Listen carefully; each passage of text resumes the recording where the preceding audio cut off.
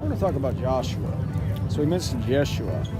We talk about the importance of Adonai Yeshua, Mashiach.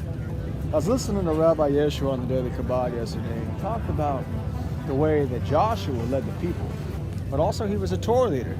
He was great at Torah. Not only that, he was a great general. He led the people out of Egypt, went through them to the desert, and ended up being one of the first judges of Israel.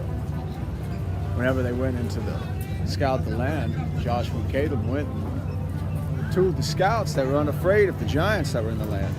So they continued forward. And more so than that, even the military strategies of Joshua are still studied today.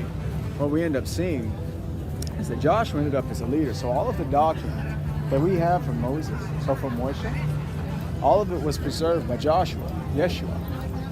So Yeshua would have been able to go and to be able to preserve all of that, all of the victories that they had. In fact, his greatest loss is probably one of the most well-known stories, probably next to whenever they marched around the walls, and then they ended up falling, and they ended up taking the city.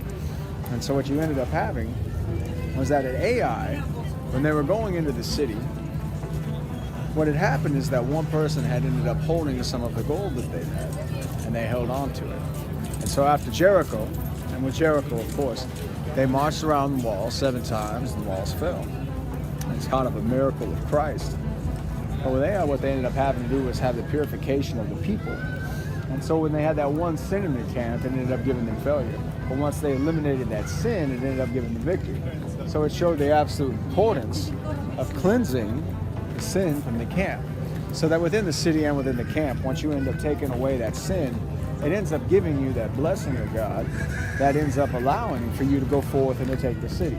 So once you take away out all of the sin from your life, it's actually the parallel of the teaching, is that you're going to be able to go forth into the city and win it.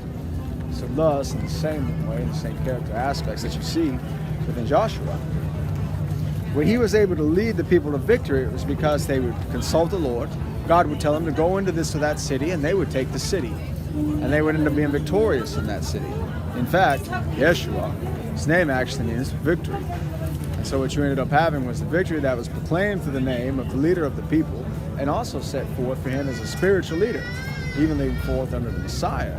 But the way that he ended up having it with Joshua is that this instruction in the Torah had been given to Moses, and Joshua ended up laying the foundation of it that went through the judges and even under the kings. It set forth as the foundational instruction of Israel, and also for the blessings to receive the land, the victory that he had when he went into the land, the Torah itself, the judgment, the establishment of the way that all of the overseers were set forth, how you would have the rulers over the tens, the hundreds, and the thousands, and generally the way that the generals were to command it. And you ended up setting forth the government, the whole Torah system, and generally the government of Israel was set forth and was established through Moshe and Joshua. And so what we end up having is that when we look at Joshua, we see the foundations of Israel. We see the victory and the miracles of God, and we also see a strong leader. When we look at Christ, it's the same name.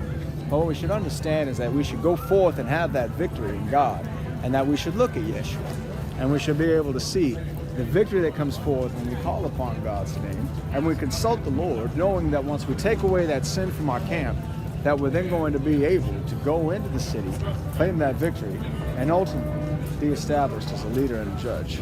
This is Reverend Casey Carroll, here in Venice, saying God bless. See ya.